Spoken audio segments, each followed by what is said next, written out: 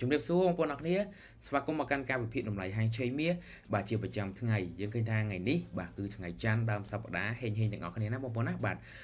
សម្រាប់តម្លៃហាងឆេងមាសយើងឃើញថាកាលពីថ្ងៃសៅរ៍អាទិត្យមានព័ត៌មានពាក់ព័ន្ធជាមួយនឹងការបាញ់បោះរវាងប្រទេសអ៊ុយក្រែនជាមួយនឹងរុស្ស៊ីក៏ដូចជាខាងអ៊ីស្រាអែលជាមួយនឹងប៉ាឡេស្ទី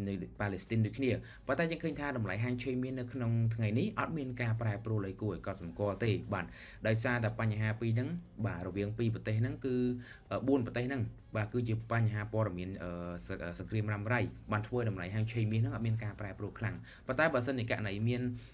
ករណីស្លាប់ច្រើនបានធ្វើតម្លៃមាសមានការប្រែប្រួលគឺមានការកើនឡើងតោះអញ្ចឹងថ្ងៃនេះសម្រាប់ការចូលទីផ្សារនៅក្នុងថ្ងៃហ្នឹងគឺខ្លីៗទេបងប្អូនបាទសម្រាប់មាសបើសិនជាមើលប្រកុំមួយថ្ងៃបាទម្សិលកាលពីថ្ងៃប្រហោះជាមួយនឹងថ្ងៃសុក្រយើងឃើញថាមានការធ្លាក់ចុះអញ្ចឹងពីខ្ញុំទៅនៅក្នុងតម្លៃមាសបច្ចុប្បន្នគឺស្ថិតនៅចំកណ្ដាលហើយបើសិនជាបងប្អូនចង់ទិញមាសខាងក្រៅចាំវាចុះដល់3000ឬក៏ខ្ទង់2980អីចាំទិញល្អជាងណាបាទហើយមាសនេះបើសិនជាបន្តឡើងថ្ងៃហ្នឹងឡើងទៅលើវិញអាចឡើងដល់3055បាទសម្រាប់ការកើនឡើងបើតាមការមើលប្រកុំមួយថ្ងៃទៅណាបាទតែបើយើងមកមើលប្រកុំមួយម៉ោងយើងរកកន្លែងចូលខ្ញុំមាន support 3បាទតម្លៃទាប3គឺទី1 3012 3016គ្រប់ VIP គឺគាត់ទទួលបានផលបាត់ហើយបាទព្រោះ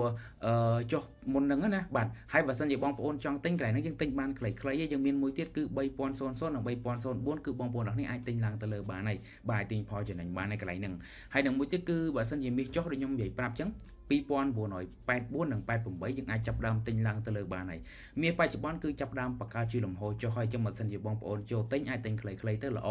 ហើយបើសិនជាបងប្អូនចង់លក់ចាំវាឡើងដល់តម្លៃ resistance ចាំលក់យើងមាន3030 34បាទដែលជា resistance យើងមាន3042 46ជា resistance ដូចគ្នា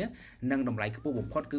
3056និង3060ណាបាទអញ្ចឹងសម្រាប់ការចូលទីផ្សារពីខ្ញុំទៅកុំផ្អៀងទៅរកខាងណាមួយបាទមានឱកាសទិញ